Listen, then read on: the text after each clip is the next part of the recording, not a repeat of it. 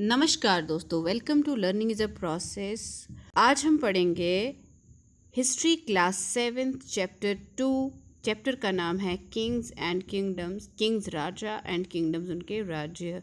Many new dynasties emerged after the 7th century. बहुत सारे नए वंश जो हैं 7वीं शताब्दी के बाद सामने आते हैं। Map 1 shows the major ruling dynasties in different parts of the सब कॉन्टिनेंट।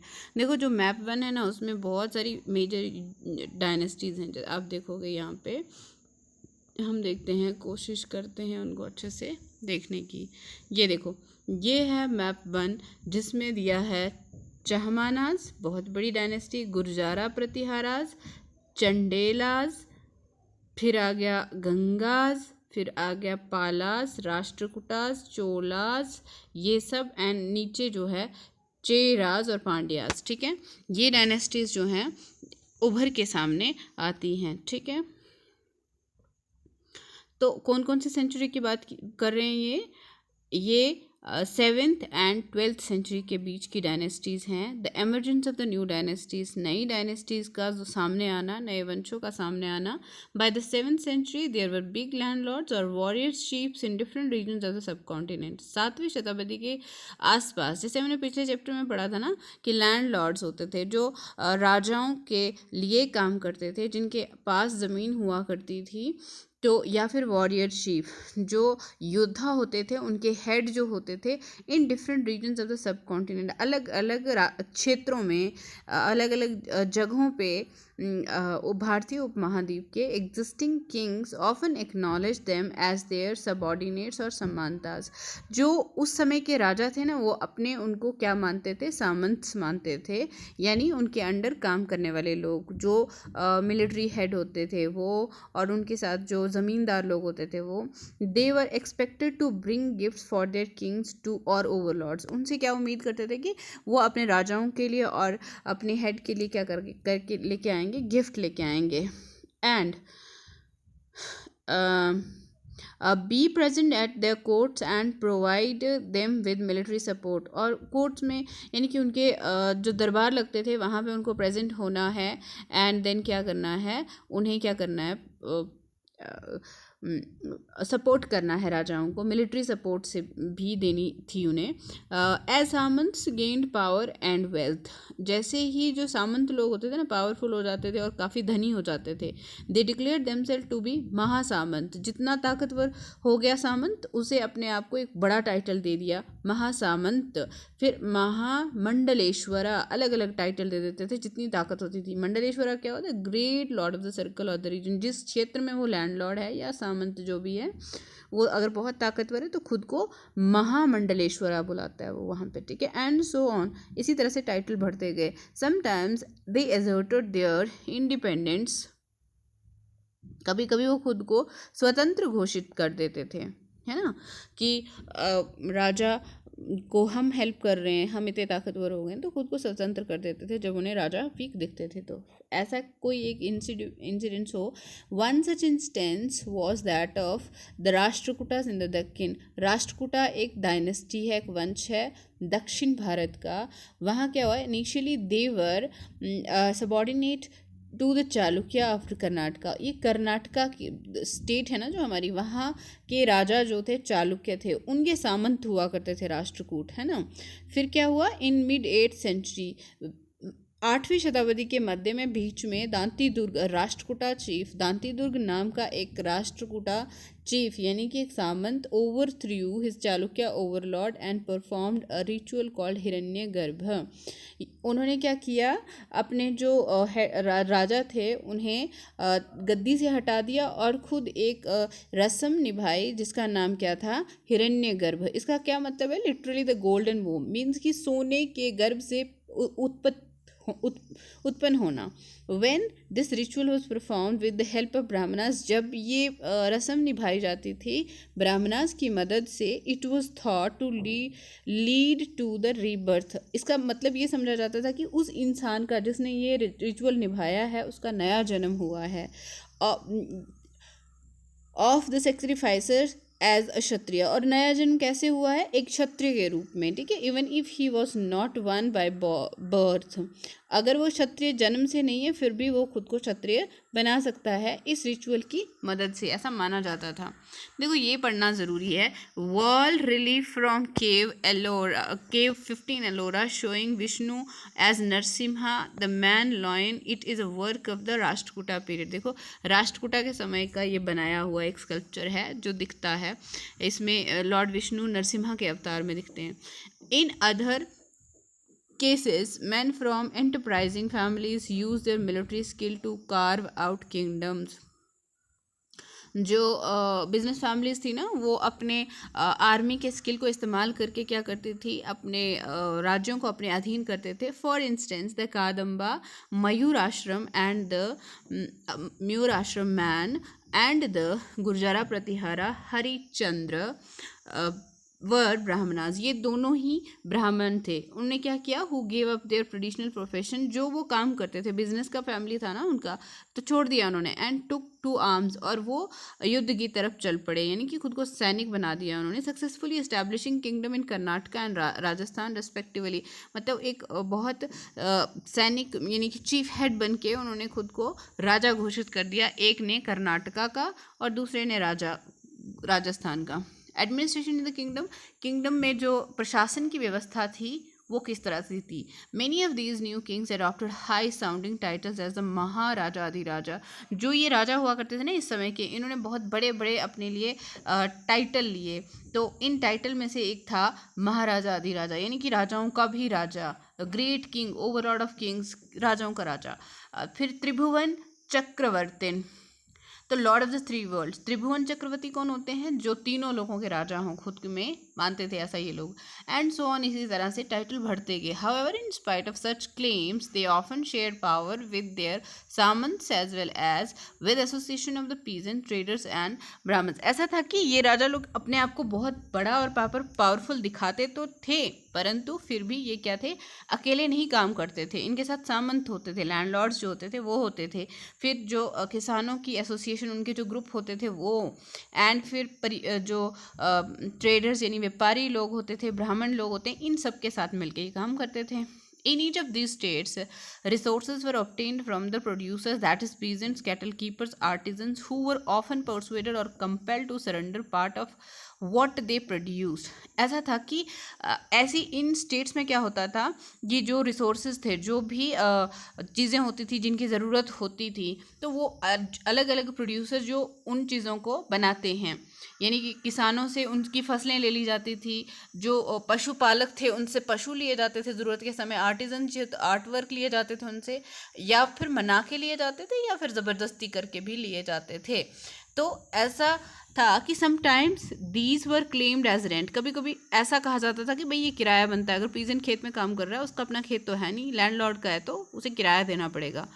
फिर ठीक है, who asserted that he owned the land, revenue was also collected from traders, और जो टैक्स होता था वो भी लिया जाता था ट्रेडर से। 400 टैक्सेस, उस समय कितने टैक्सेस थे, लगभग अलग अलग तरह के 400 टैक्सेस, जो मेंशन कहाँ पे हैं, the inscription of the Chola who ruled in Tamil Nadu refers to more than 400 terms of the different kind of tax. एक इंस्क्रिप्शन है चोला वंश की जो तमिलनाडु में राज करते थे, उन्होंने उसमें क्या लिखा है, 400 टर्म्स, 400 अलग अलग नाम हैं अलग अलग तरह के टैक्सेस के। द मोस्ट फ्रिक्वेंटली मेंशन, जो ज़्यादा मेंशन है ना, जिसके ऊपर ज़्यादा जोर दिया गया है, वो कौन सा है, टैक्स इज वित्ती, taken not in cash but in the form of forced labour. ये पैसे के हिसाब से नहीं लिया जाता था, लेकिन किस हिसाब से लिया जाता था, जैसे फोर्स्ड लेबर के हिसाब से, ज़बरदस्ती काम कराया जाता था उन लोगों को। तो एंड कदमाई और लैंड रेवेन्यू, कदमाई क्या होता था, लैंड रेवेन्यू होता था। There were also taxes on thatching the houses, ऐसा होता था कि घर की छत डालने को के लिए भी टैक्स लिए जाते थे। The use of the ladder to climb palm tree, अगर एक आप सीढ़ी यूज़ करते हो किसके, खजूर के पेड़ के ऊपर चढ़ने के लिए, अब वहाँ से फल तोड़ना है तो वो काफ़ी ऊंचा होता है और सीढ़ी के साथ चढ़ना पड़ता था। असेस और succession to the family property etcetera, इसके ऊपर भी टैक्स लगता था। ठीक है, are any such taxes collected today? अगर आपको इस तरह का कोई भी टैक्स पता हो कि आजकल भी लगता है तो आप लोग कमेंट बॉक्स में लिखें। These resources were used to finance the king's establishment।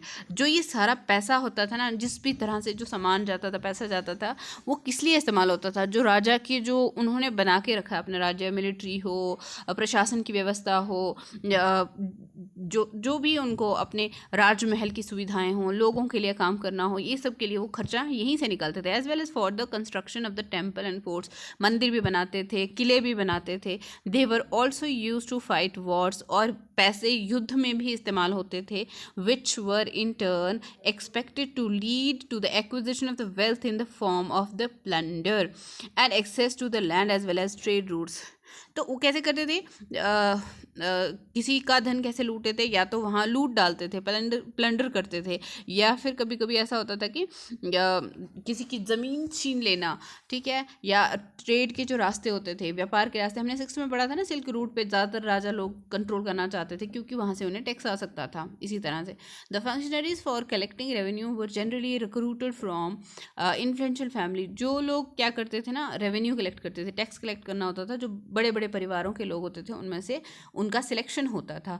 And position were often hereditary, और जो इंसान कुछ काम करता था ना, मानो एक कोई राजा का मंत्री है, कुछ भी, उसका बेटा होगा वही उस मंत्री पद पे आएगा, फिर उसका बेटा होगा वो उस पद पे आएगा। इस तरह से इसको बोलते हैं खानदानी परंपरा या हेरिडिटरी। एक बना उसका बच्चा बनेगा, कोई दूसरे को रेलेवेंस नहीं दी जाती थी। This was true about the army as well. Army के लिए भी ऐसा ही था कि एक इंसान का अगर पिता उसके आर्मी में है तो बेटा भी आर्मी में ही जाएगा। इन मेनी केसेस, बहुत सारे ऐसे केसेस हैं, close relative of the king held his position. ज़्यादातर ऐसा होता था कि बड़ी बड़ी अच्छी अच्छी जो पोस्ट होती थी ना, राजा के जो अपने रिश्तेदार होते थे, जो पास अपने बहुत क्लोज होते थे फ्रेंड्स, उनको दी जाती थी प्रशास्ति एंड लैंड ग्रांट्स।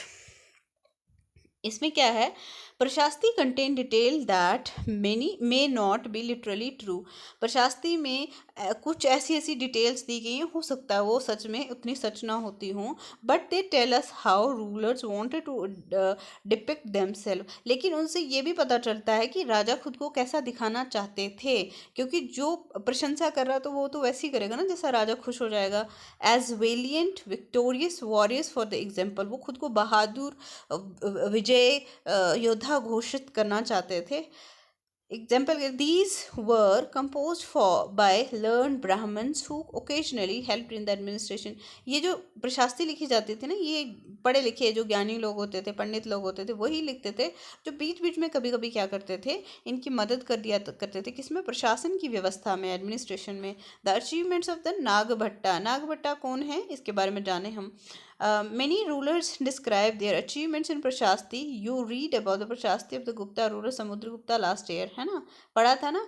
तो ये क्या बताते हैं? प्रशास्ति का मतलब होता है किसी की प्रशंसा करना, तो प्रशंसा में जो लिखना था वो लिखते थे वो। One prashasti written in Sanskrit and found in Gwalior. ये एक प्रशास्ति लिखी गई है संस्कृत भाषा में, जो ग्वालियर में मिली है। देखो, ग्वालियर आपको मैप में देखना है, वो आज के प्रेजेंट टाइम में मिल जाता है आपको पॉलिटिकल मैप में। मध्य प्रदेश कहाँ पे है ये भी देखना है। Describe the exploits of the Nagabhata a Pratihara king as follows. ये किसके बारे में? नागभट्ट के बारे में है, जो एक प्रतिहार किंग थे। ठीक है, प्रतिहार वंश के राजा थे वो, हैं। The kings of Andhra, Andhra के जो राजा थे, Saindhava Sind, Vidarbha part of the Maharashtra, and Kalinga part of Odisha fell before him even as he was a Prince.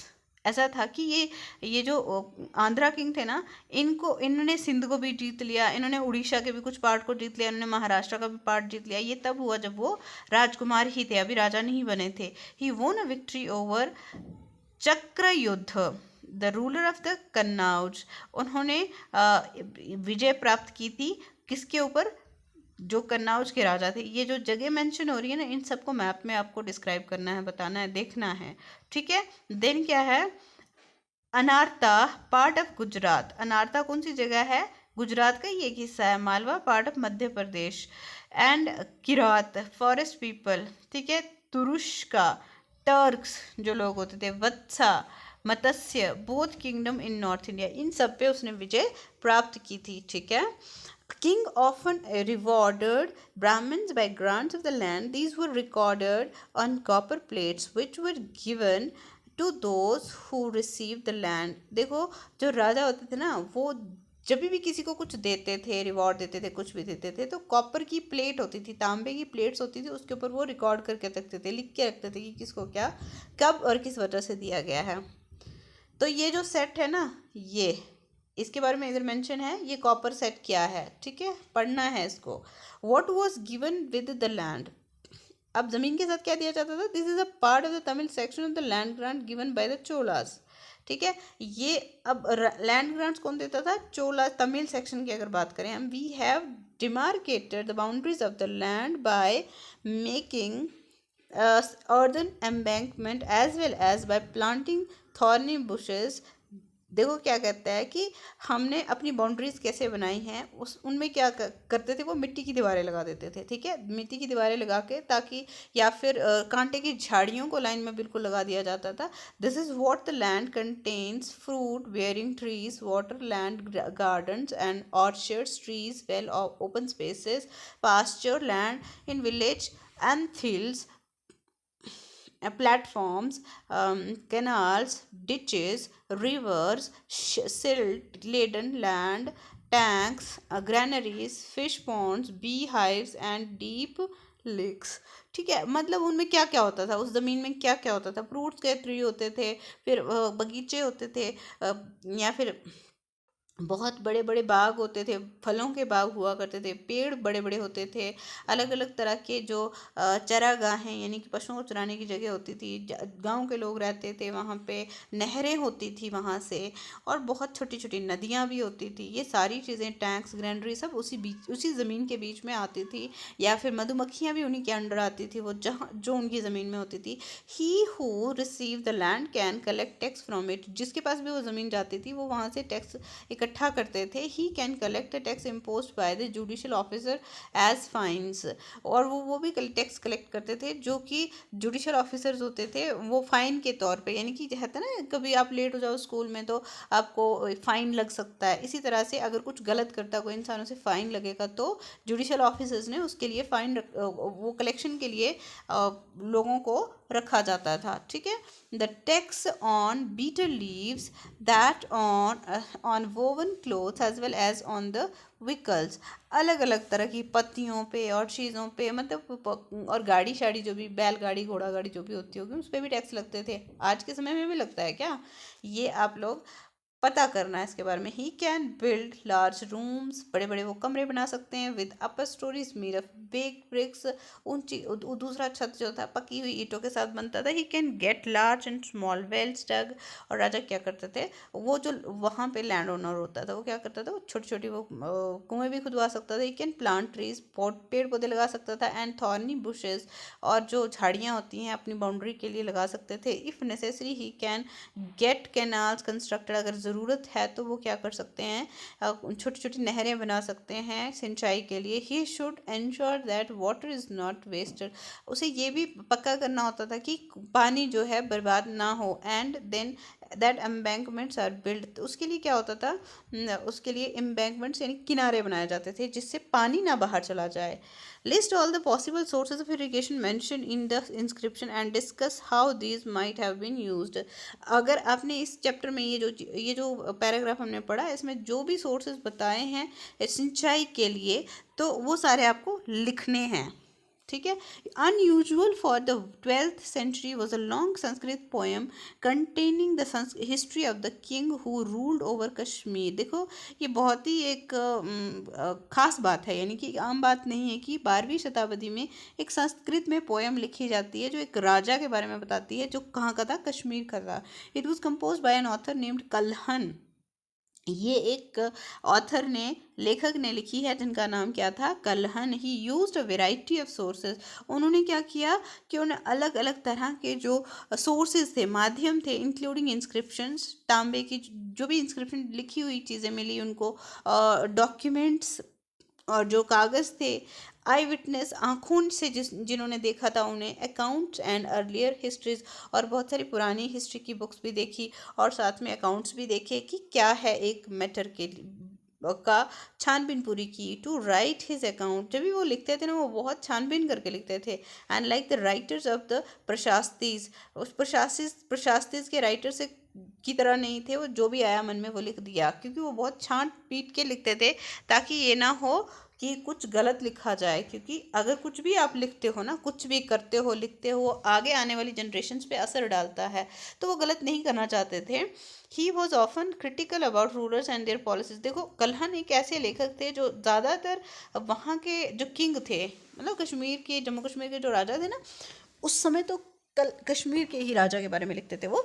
तो वो बहुत ही क्रिटिकल होते थे, वो बहुत ही मतलब उनकी बुराइयाँ, उनकी सब चीज़ें लिख देते थे। वॉरफेयर ऑफ फॉर वेल्थ, युद्ध किसके के लिए होते थे? धन के लिए ही तो ज़्यादा युद्ध होते होंगे ना। क्या चाहिए? किसी को भी धन चाहिए राज्य चलाने के लिए। You may have noticed that each of these ruling dynasties was based in a specific region. At the same time, they tried to control other areas. One particularly prized area, देखो क्या आपने ये ध्यान अगर दिया हो कि जो जो भी कोई वंश होता था ना राज करने के लिए, जिनका भी राज्य चल रहा होता था, वो क्या करते थे, वो दूसरे एरियाज़ को भी कंट्रोल करने की कोशिश करते थे, अपने अंडर करने की कोशिश करते थे। वन पर्टिकुलरली प्राइज्ड एरिया, मतलब एक ऐसा एरिया था जिसे बहुत ही ज़्यादा, जिसके ऊपर सबका नज़र रहती थी। सबका प्राइज़ क्या होता है? एक तोहफा, मतलब अपने लिए एक इनाम समझते थे तो उस एरिया को सब लोग, ठीक है। Was the city of Kannauj in the Ganga valley. ये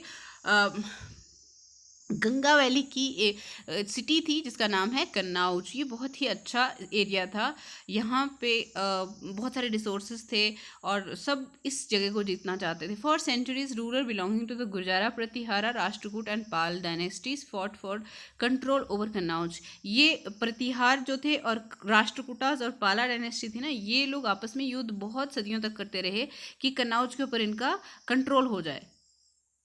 because there were three parties in this long drawn conflict. यहाँ पर 3 पार्टीज थी इस बहुत लंबे चले हुए युद्ध में। Historians often describe it as the tripartite struggle. Historian जो इतिहासकार थे उसे इसे क्या बोलते थे? ट्राइपर्टाइट स्ट्रगल, यानी कि त्रिकोणीय युद्ध था। ये तीन तरफ से युद्ध होता था, वेस्ट से, साउथ से और ईस्ट से, ठीक है। अब rulers who also try to demonstrate their power and resources by building large temples. ऐसा होता था कि जो राजा होते थे ना, अब कोई राजा है वो खुद को पावरफुल दिखाएगा। कैसे दिखाएगा? कुछ तो कुछ ऐसा करना पड़ेगा ना उसको कि लगे लोगों को कि हाँ वो बहुत पावरफुल है। So when they attacked one another's kingdom, they often choose to large temples. जब भी वो एक दूसरे पे अटैक करते थे ना, वो बड़े बड़े मंदिरों को चुना करते थे, ठीक है, अटैक करने के लिए। विच वर समटाइम्स एक्सट्रीमली रिच, क्योंकि ये मंदिर जो होते थे ना बहुत ज़्यादा रिच होते थे। यहाँ पे बहुत धन हुआ करता था, क्योंकि ज़्यादातर लोग यहाँ पे चढ़ावा चढ़ाते, आज भी चढ़ाते ना। आपने देखा होगा हमारे देश में बहुत सारे इतने ऐसे टेम्पल हैं जिनकी अपने पास इतना धन है कि जितना पूरा किसी एक स्टेट के पास या पूरे देश के पास भी कम पड़ सकता है, ठीक है। तो इतना कि एक टेम्पल में धन होता है, क्योंकि लोग चढ़ाते हैं, आस्था से चढ़ाते हैं। One such ruler is Mahmud of Ghazni. Mahmud जो है एक राजा हैं, कहाँ से? गजनी से। गजनी कहाँ पे है? अफगानिस्तान में। He raided the subcontinent 17 times. हमारे भारतीय उपमहाद्वीप के ऊपर उन्होंने लगभग 17 बार हमले किए। तो कब से लेके 1000 to 1025 तब तक उन्होंने बीच बीच में 17 टाइम्स अटैक किए विद अ रिलीजियस मोटिव। ये एक धार्मिक उनका मकसद हुआ करता था, ठीक है। His targets were wealthy temples. वो क्या करते थे? ज़्यादा पता करते थे कि कौन सा टेम्पल, कौन सा जो मंदिर है वहाँ पे खूब सारा धन मिल सकता है, including that of Somnath. Somnath temple जो है उन्होंने सबसे ज़्यादा लूटने की कोशिश की थी, गुजरात में है ये, ठीक है। Much of the wealth Mahmud carried away was use to create a splendid capital city at Ghazni. जो यहाँ से वो धन दौलत लेके जाया करते थे ना, वो क्या करते थे, वहाँ पे बड़े बड़े शहरों को, मतलब गजनी में उन्होंने बहुत बड़ा शहर बनाया था उससे। Other kings who engaged in warfare included the Chahmanas, later known as the Chauhan, who ruled over the region around Delhi and Ajmer. दूसरे जो बहुत जाना माना राजवंश है उसका नाम है चहमान, यानी कि उन्हें चौहान भी बोलते हैं। उन्होंने दिल्ली और अजमेर के आसपास राज किया था। They attempted to expand their control to the west. उन्होंने कोशिश की कि वो पश्चिम की तरफ भी अपने राज्य को बढ़ाएं, एंड द ईस्ट, और पूर्व की तरफ भी। Where they were opposed by the Chalukyas of the Gujarat and the Gahadavalas of the western Uttar Pradesh. East में उनके कौन थे, ईस्ट में उनके गढ़वाल थे जो उत्तर प्रदेश में थे, और वेस्ट में उनके कौन से थे, चालुक्य जो गुजरात में थे। इन दोनों ने उन्हें अपोज किया, किनको, चौहान को। चौहान इन दोनों के बीच में, ये देखो जैसे मैं बताते हैं ना, ये Chauhan, Chauhan for C for Chauhan, इस तरफ कौन है, इस तरफ कौन है, इस तरफ कौन है, गढ़वाल हैं, जी फॉर गढ़वाल, ठीक है। पीछे कौन है, पीछे गढ़वाल के पीछे चालुक्यास है ना, गुजरात में कौन है, चालुक्यास, ठीक है। यहाँ पे चौहान है, यहाँ पे गढ़वाल है, और यहाँ पे कौन है, चालुक्यास, CH लिख देते हैं, चालुक्यास, ठीक है। ये आपस में यहाँ, ये यहाँ भी जाना चाहते थे, यहाँ भी जाना चाहते थे। इस तरह से इनका जो था राज्य बढ़ाने का प्लान हुआ करता था, ठीक है। नाउ क्या है, then the Chahamana ruler was Prithviraj 3। Chahamana ruler जो थे वो कौन था, पृथ्वीराज 3, जिन्हें हम पृथ्वीराज रासो, उनकी एक बुक भी है, और ये बहुत ही प्रचलित राजा हैं अपने वंश के। 1168 से लेके 1192 तक इन्होंने रूल किया है। Who defeated an Afghan ruler named sultan Mohammad Ghori in 1191। उन्होंने एक अफगान से आए हुए राजा थे जिनका नाम मोहम्मद गोरी था, हराया था 1191 में, but lost to him with the very next year in 1192। देखो इसके पीछे कहानी है बहुत सुंदर सी, जो मैं अभी बताऊंगी नहीं, बहुत लंबा टाइम जाएगा, फिर वीडियो बनती नहीं है ना। तो फिर भी थोड़ा सा शॉर्ट कि ये क्या थे, जो चौहान थे ना, राजपूत जो हुआ करते थे, वो पीठ के पीछे वार नहीं करते थे। उन्होंने हराने के बाद मोहम्मद गोरी को छोड़ दिया था, लेकिन जब मोहम्मद गोरी को मौका मिला, उसने ये कहा कि तुमने मुझे छोड़ा, तुम्हारी सबसे बड़ी गलती यही थी, हम लोग पीठ पे वार करना जानते हैं। A closer look at the Cholas. एक क्लोजर लुक मतलब किसके ऊपर हमने देखना अभी, चोलास। चोल वंश कहाँ पे था, साउथ में था, दक्षिण भारत में था। ये देखो चोल वंश, ये जितना भी है ना, ये जितना भी है, जितना सर्कल अभी है, ये चोलास के अंडर था ये सारा एरिया, ठीक है। तो अभी इनके बारे में हम पढ़ेंगे, ठीक है। From Uraiyur to Tanjore.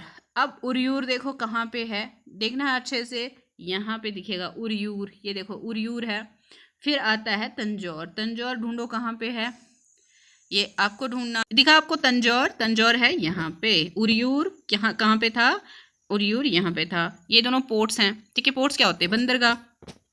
तो how did the Cholas rise to power, कैसे उनका राइज हुआ, कैसे वो सामने आए राजवंश के रूप में। A minor chiefly family known as the Muttaraiyar held power in the Kaveri delta.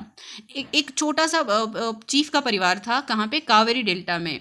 तो they was subordinate to the Pallavas. वो किसके सबॉर्डिनेट थे, सबॉर्डिनेट होता है किसी के नीचे काम करना, ठीक है, किसी के अंडर काम करना। Kings of Kanchipuram, Pallava king कहाँ के थे, कांचीपुरम के थे। और Vijayalaya who belong to the ancient chiefly family of the Chola from Uraiyur capture the delta from the Muttaraiyar in the middle of the 9th century. अब विजयालय नाम के जो राजा हैं वो किसको परिवार को बिलोंग करते हैं, चोला को बिलोंग करते हैं। कहाँ से हैं ये, उरियूर से हैं, जो हमने मैप में अभी देखा।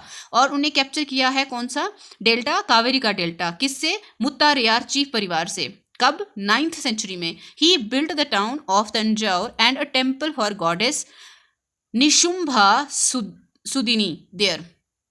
उन्होंने क्या किया, तंजौर को अपने कब्जे में किया और वहाँ एक मंदिर बनाया माता का नाम क्या है, निशुंभा सुदिनी, ठीक है। नाउ इन जगहों को, लोकेशंस को बहुत अच्छे से देख लेना, ओके। ये इंपॉर्टेंट होती हैं ताकि आपको एग्जाम में अगर मैप आता है तो आप अच्छे से कर पाओ, इसलिए, ओके। नाउ क्या आता है हमारे पास, ये है The successor of the Vijayalaya conquered neighboring regions and the kingdom grew in size and power. तो सक्सेसर थे ना विजयालय के, उन्होंने क्या किया था, अपने आसपास के जितने भी राज्य थे उन्हें जीत लिया था, ठीक है. And the Pandyas and the Pallavas territories to the south and north were made part of this kingdom. पहले हमने पढ़ा था ना, इससे पहले पांड्याज भी हुआ करते थे, चेराज भी हुआ करते थे, उनकी सारी जो किंगडम्स थी ना, राज्य थे जो उनके, वो सारे अपने अंडर ले लिए थे. किन्होंने? चोलाज ने. Rajaraja one consider the most powerful Chola ruler. अब इनमें से सबसे ज़्यादा ताकतवर राजा जो अगर माने जाते हैं कोई, तो उन्हें, उनका नाम है राजा वन, ठीक है. उनको बिकेम किंग इन 985 में. वो राजगद्दी पे कब आते हैं? 985 में. And expanded rule control over most of these areas. और उन्होंने ज़्यादातर जितने भी एरिया थे उन पे अपना राज्य स्थापित किया. He also reorganise the administration of the empire. उन्हें दोबारा से जो प्रशासन व्यवस्था है उसे बनाया. Raja son Rajendra one continued his policies. जो राजा के बेटे थे उनका नाम राजेंद्र वन था. उन्होंने भी अपने पिता की जो पॉलिसीज थी, काम करने के तरीके थे, उन्हें अपने साथ रखा. And even invaded the Ganga valley. और ऊपर तक चले गए वो, गंगा वैली तक चले गए वो, तो Sri Lanka and countries of south east Asia. और उन्होंने श्रीलंका पे भी अटैक किया और साउथ ईस्ट एशिया की कंट्रीज जो थे, देश थे, वहाँ पे भी अटैक किया था. Developing a navy for this expedition. उन्होंने नेवी, उस समय उनकी नेवी उस पुराने समय में सबसे ताकतवर थी. यहाँ पे अगर जाना होता है, देखो साउथ ईस्ट एशियन नेशन पे अगर जाना है किसी को, मैं अभी बताती हूँ आपको, जैसे कि ये श्रीलंका है, ये आ गया ना श्रीलंका आपका, ठीक है, ये श्रीलंका है, ठीक है. और साउथ ईस्ट एशियन नेशन इसी तरफ पड़ते हैं, ठीक है. यहाँ पे इतना ही दिखाया है. तो यहाँ के लिए जाने के लिए क्या है, बीच में ये ब्लू जो दिख रहा है आप लोगों को, ये ब्लू कलर, ये क्या है? पानी है. इसमें से कैसे जाएंगे? नेवी से ही जाएंगे ना, नेवी यानी कि शिप्स वगैरह का. तो splendid temples and bronze sculptures. बहुत बड़े बड़े मंदिर और जो ब्रोंज की मूर्तियां थी, शिल्पकारी उन्होंने की थी. The big temples of Thanjavur and Gangaikonda Cholapuram built by Raja and Rajendra. देखो तंजाउर का टेम्पल किसने बनाया था? राजा ने. और गंगाईकोंडा चोलापुरम किसने बनाया? राजेंद्र ने. Are architectural and sculptural marvels. ये आर्किटेक्चर को, यानी कि जो उस टाइम का आर्ट था, उसे बहुत अच्छे से दर्शाते हैं. ये देखो कितना सुंदर मंदिर है, गंगाईकोंडा चोलापुरम है. और ये अभी आप बताओ मुझे किसने बनाया था, कमेंट बॉक्स में लिखो, मैंने अभी बोला ये, ठीक है. ये ऊपर ये देखो लिखा हुआ है ये. तो अब देखो, Chola temples often became the nuclei of the settlements. Chola के मंदिर जो हुआ करते थे ना, उसके आसपास क्या होता है? न्यूक्लियस क्या होता है? जो ऐसे होता है ना, न्यूक्लियस सबसे अंदर, तो उसके बाहर जो सेटलमेंट्स बनती हैं, इस तरह से ये बीच में मंदिर है, इसके आसपास सारे सेटलमेंट्स बन गए, ठीक है. These were centres of craft production. इनको क्या मानते हैं? क्राफ्ट प्रोडक्शन का सेंटर माना जाता था. यहाँ पे बहुत अलग अलग तरह के क्राफ्ट्स पे काम होता था. Temple were also endowed with land by rulers as well as by others. Temple जो होते थे उनको उनको कौन जगह देता था? या राजा देते थे या फिर कोई दूसरे मर्चेंट लोग दिया करते थे, ठीक है. The produce of this land went into managing maintaining all the specialist who worked at the temple and very often lived near it. देखो, जो टेम्पल की जो ज़मीन होती थी, उससे जो भी प्रोडक्शन होता था, जो भी उपज आती थी, वो सारी किसके लिए इस्तेमाल होती थी? मंदिर की मेंटेनेंस के लिए इस्तेमाल होती थी. वहाँ के आसपास के लोगों में ही आपस में यूज़ होती थी वो, ठीक है. नाउ क्या होता है, the priest, garland makers, कुक्स, sweepers, musician, dancer etcetera. ये सब लोग क्या करते थे? मंदिर में काम किया करते थे. प्रीस्ट मंदिर में पूजा करते थे. गार्लैंड मेकर क्या करते थे? वो हार, फूलों के हार बना के दिया करते थे लोगों को. कुक्स खाना बनाते थे. स्वीपर सफाई करते थे. और म्यूजिशियन क्या होता था?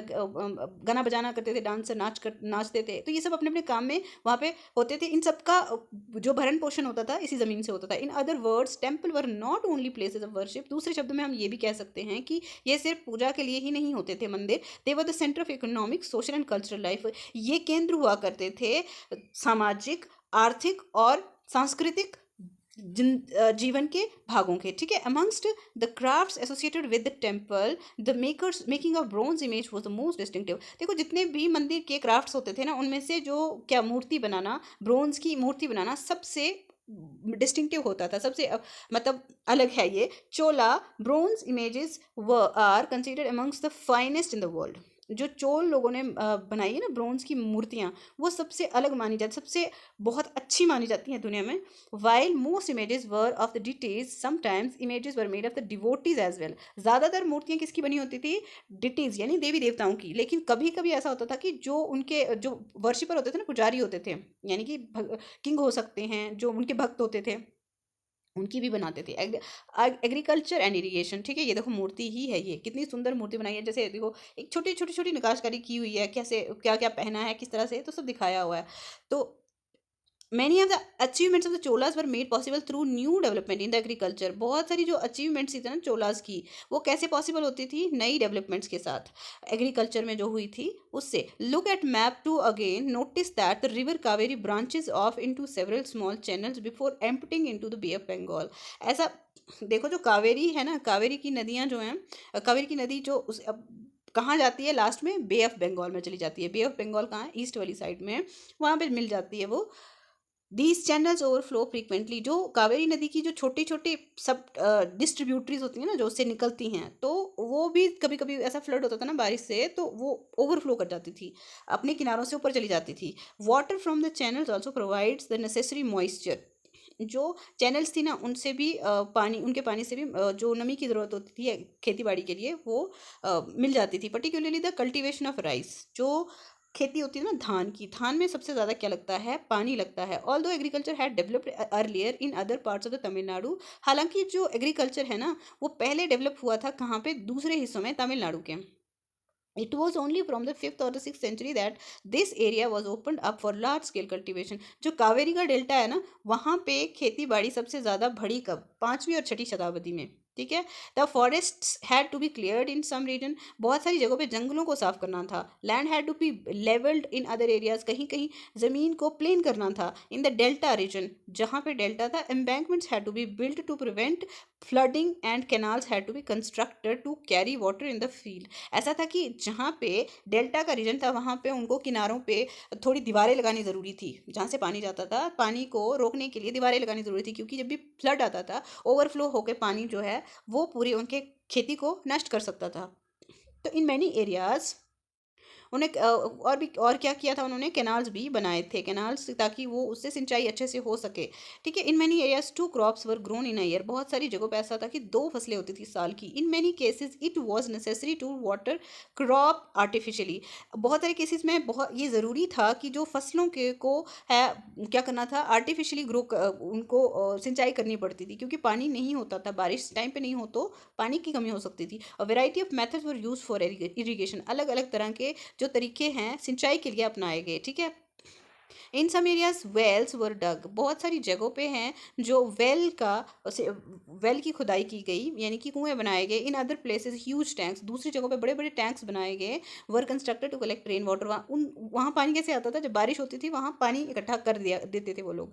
Remember that irrigation work requires planning. जब भी अगर सिंचाई के लिए काम खुद से करना है, कि हमें सिंचाई को बनाना है, अवेलेबल कराना है लोगों के लिए, तो उसके लिए प्लानिंग की ज़रूरत पड़ती है। कभी भी कुछ काम करना हो तो प्लानिंग के बिना होता है क्या? Organising labor and resources, maintaining these works and deciding on how water is to be shared। तो और क्या होता था कि देखो, अब लेबर और रिसोर्सेज को ऑर्गेनाइजेशन करना पड़ता था, और दूसरी तरफ से काम करना पड़ता था कि पानी कैसे शेयर करें, उसके बारे में भी सोचना पड़ता ना, किसको कितना देना है, किस जगह पे कितना जाएगा। Most of the new ruler, नए राजा ने क्या किया? As well as people living in the village, और लोगों ने जो गाँव के थे, took an active interest in these activities. और इन लोगों ने इन्होंने राजा और गाँव के लोगों ने मिलकर इन कामों में काफ़ी ज़्यादा दिलचस्पी दिखाई मिलके। The administration of the empire, पूरे जो इनका साम्राज्य था, उसकी जो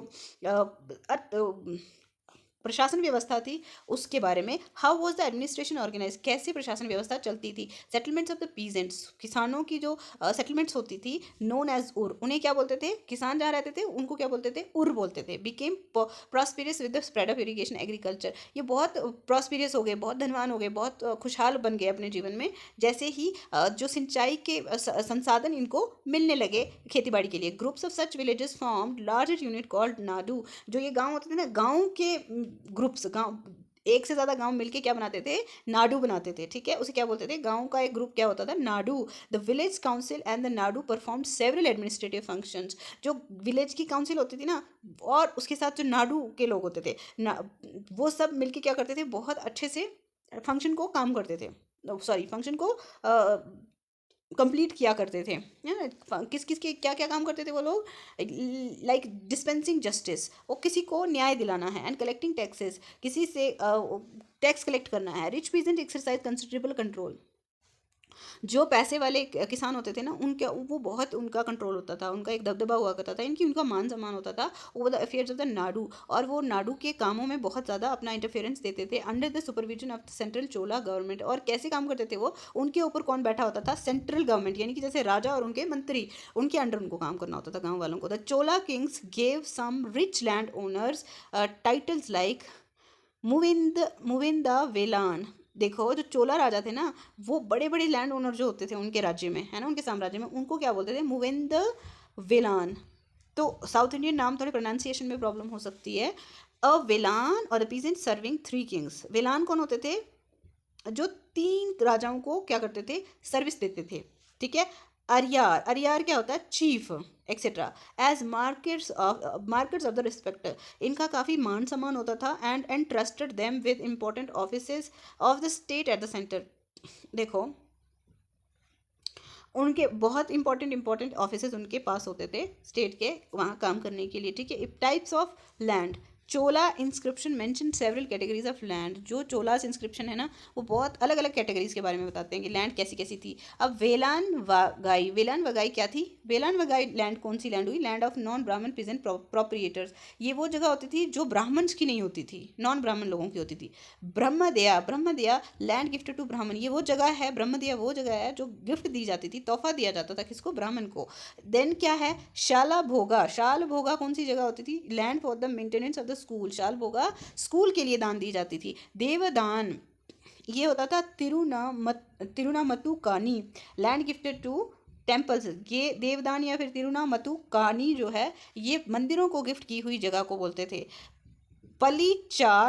पलिचंदम जो है, land donated to Jain institution. जो जैन सेक्शन था ना, जैसे बुद्धिज्म जैनिज्म था, उनमें से जो जैनिज्म था उनको जो जगह दी जाती थी लोगों को दान, उसको क्या बोलते थे, पलिचा नदम, ठीक है। तो इस तरह से लैंड डिवाइडेड थी, और ये लैंड की टाइप्स याद रखना है क्योंकि ऑब्जेक्टिव्स में आ सकती थी। अब देखो, we have seen that Brahmans often received land grants और ब्रह्मदया। जो ब्राह्मण्स को थी अक्सर उनको गिफ्ट मिलते थे। एज अ रिजल्ट इससे क्या होता था, a large number of Brahmana settlement emerge in the Kaveri valley and as in other parts of the south India. इसका क्या रिजल्ट हुआ कि ब्राह्मणों को जब गिफ्ट मिलते रहते थे ना, तो बहुत बड़ी बड़ी सेटलमेंट्स ब्राह्मणों की वहाँ पे इकट्ठी हो गई, कहाँ पे, डेल्टा कावेरी के आसपास, ठीक है। Each brahmadeya was looked after by an assembly. हर एक ब्रह्मदया का जो ध्यान रखते थे, कौन करता था, असेंबली ध्यान रखती थी। और सभा ऑफ प्रोमिनेंट ब्राह्मण लैंड होल्डर्स, या फिर कौन होता था, सभा बनाते थे, ग्रुप बनाते थे, ज़्यादा जो बड़े बड़े ब्राह्मण थे जिनके पास बड़ी बड़ी ज़मीन होती थी। These assemblies work very efficiently. ये जो असेंबलीज होती थी ना, ये बहुत अच्छे तरीके से अपना काम करती थी, ठीक है। जैसे आप लोग अपना स्कूल का होमवर्क करते हो, सारा काम करते हो। Their decisions were recorded in detail in inscription. इनके जो डिसीजन होते थे ना, जो भी ये बोलते थे, करते थे काम, जैसे भी करते थे, वो बहुत ही डिटेल में, बहुत ही अच्छे से इंस्क्रिप्शन में लिखे जाते थे। Often on the stone walls of the temple, ज़्यादातर क्या होता था, मंदिरों की जो पत्थरों की दीवारें होती थी ना, उसके ऊपर खुदवा के लिखे जाते थे कि उन्होंने क्या क्या बोला, क्या क्या किया, क्या क्या काम करते हैं वो। Association of the traders known as the nagaram, जो व्यापारी होते थे ना, उनकी जो एसोसिएशन, उनके जो ग्रुप होते थे, उनको क्या बोलते थे, नगरम्स। Also occasionally performed administrative function in the town, और कभी कभी ये क्या करते थे, प्रशासनिक काम भी करते थे किसी कस्बे में जहाँ के वो होते थे। तो इस तरह से अलग अलग लोग थे। Inscriptions from Uttaramerur in Chingleput district, ये जगह का नाम है उत्तर मेरर। तो डिस्ट्रिक्ट कौन सी है, चिंगलीपुट है, कहाँ की, तमिलनाडु की। Provide detail of the way in which the सभा वॉज ऑर्गेनाइज, ये बहुत अच्छे से बताती है कि सभा का ऑर्गेनाइजेशन कैसे होता था, कैसे उसको बनाते थे, कैसे वो काम करती थी। The sabha had separate committees to look after irrigation work, सभा की अलग अलग कमिटीज बनाई जाती थी जो सिंचाई का काम देखते थे, फिर गार्डन्स को देखते थे, मंदिरों को देखते थे। अलग अलग कमिटीज़ का अलग अलग काम होता था। जैसे कोई टीचर है, कोई इंजीनियर है, कोई डॉक्टर है, कोई ऑफिसर है, कोई अलग अलग प्रोफेशन में, इसी तरह से सबको अलग अलग काम दिए जाते थे। Names of those eligible to be member of palm leaf, the, क्या बोल रहे हैं, eligible to be member of these committees were written on small tickets of palm leaf. पता है क्या होता था, जो लोग, अब कैसे पता चलता था कि ये कमेटी का मेंबर बनने के लायक है, नाम लिखे जाते थे, ऐसे माना जाता था कि ये लोग एलिजिबल हो सकते हैं। तो खजूर के पत्तों पे नाम लिखते थे, फिर क्या करते थे, these tickets were put into an earthenware pot, एक मिट्टी का बर्तन लेते थे, उसमें डाल देते थे इनके नाम लिख के। From which a young boy was asked to take out the tickets, वहाँ से एक लड़के को, बच्चे को बोला जाता था कि अब यहाँ से कोई टिकट बाहर निकालो, 1 by 1 फॉर ईच कमेटी, हर एक के लिए कोई ना कोई नाम, वो रैंडमली जो भी नाम निकलता था तो कमेटी को सौंप दिया जाता था कि ये इंसान इस कमेटी से जुड़ेगा। इंस्क्रिप्शंस एंड टेक्स्ट, अब क्या है, who could be a member of the sabha, कौन हो सकता था सभा का member? The Uttaramerur inscription lays down.